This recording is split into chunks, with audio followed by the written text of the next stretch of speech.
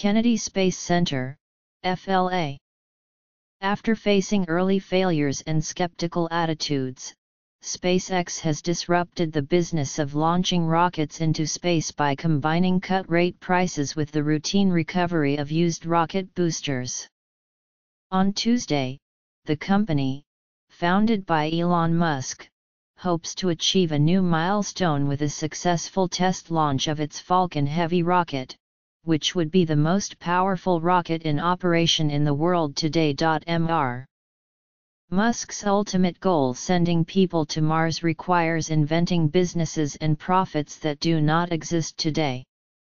He also may be angling for the federal government to help pay his way. Whatever the case, the Falcon Heavy is SpaceX's next step in aiming beyond the existing launch business and demonstrating that it can do more than place communications satellites in orbit and haul cargo for NASA to the International Space Station. The Falcon Heavy rocket is essentially a turbocharged version of SpaceX's workhorse Falcon 9 rocket.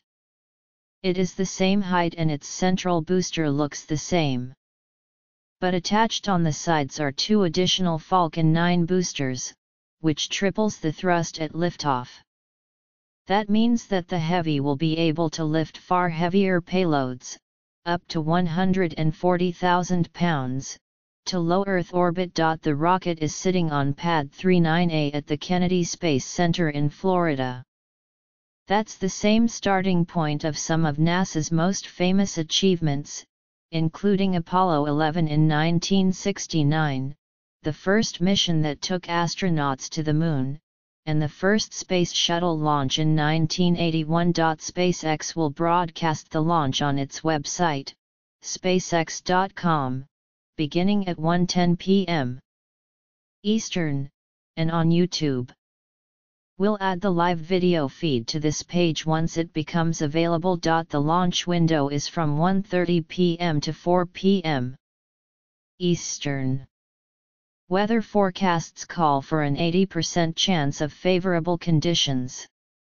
If the weather doesn't cooperate, or if some technical glitch postpones the launch, SpaceX has a second opportunity on Wednesday, also between 1:30 and 4 p.m.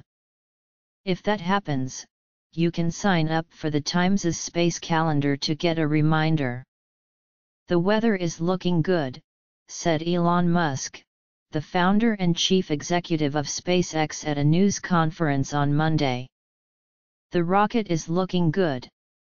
The Falcon Heavy will be able to lift more payload than any other American rocket since the Saturn V, the gargantuan rocket that NASA used for the Apollo moon landings.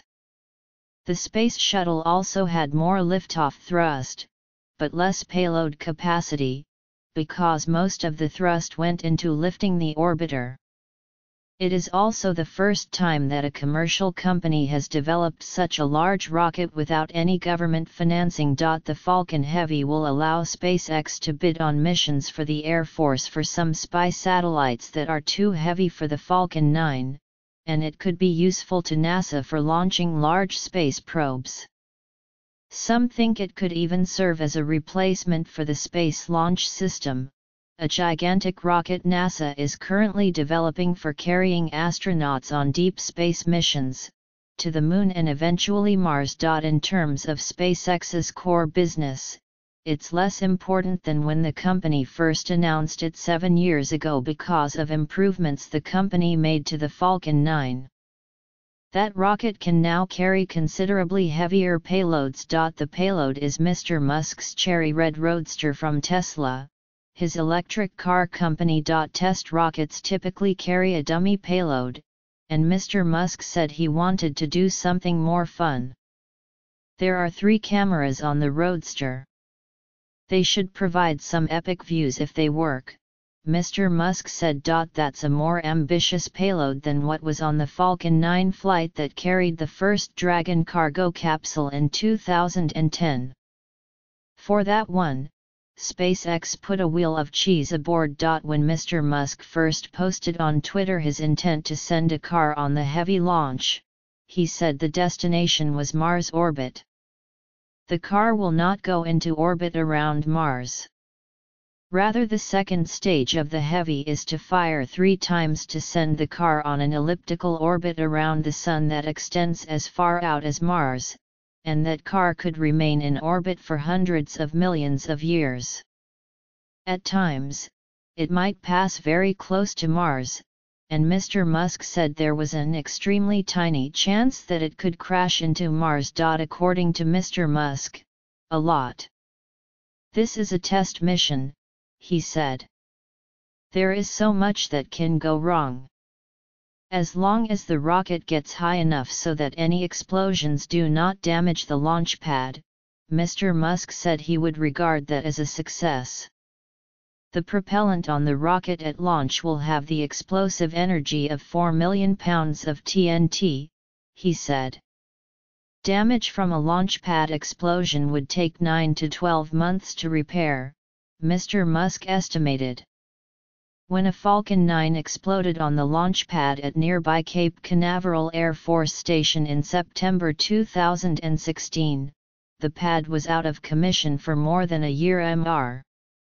Musk said he is usually super stressed the day before a launch, but this time, I feel quite giddy and happy.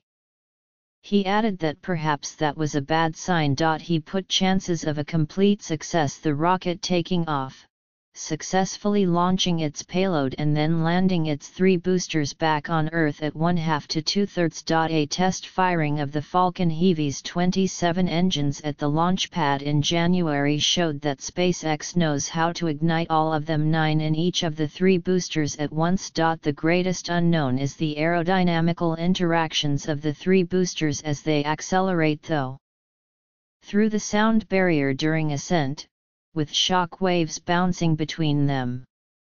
The system to separate the side boosters also has not yet been tested in flight. Once all of the boosters have dropped off, and the second stage engine starts, the greatest challenges will have passed. But not all. The second stage will coast for 6 hours, part of the orbital maneuvers needed to position it for the journey away from Earth. In the process, it will pass through the Van Allen radiation belts, the energetic charged particles caught in Earth's magnetic field. SpaceX has not performed such a long coast for a second stage before, and there could be glitches like the freezing of the fuel. The Van Allen belts could also cause electrical glitches. SpaceX will also try to recover all 3 boosters. The 2 side boosters are to set down on land at Cape Canaveral, while the central booster will head toward a floating platform in the Atlantic. I'd say tune in, Mr. Musk said. It's going to be worth your time.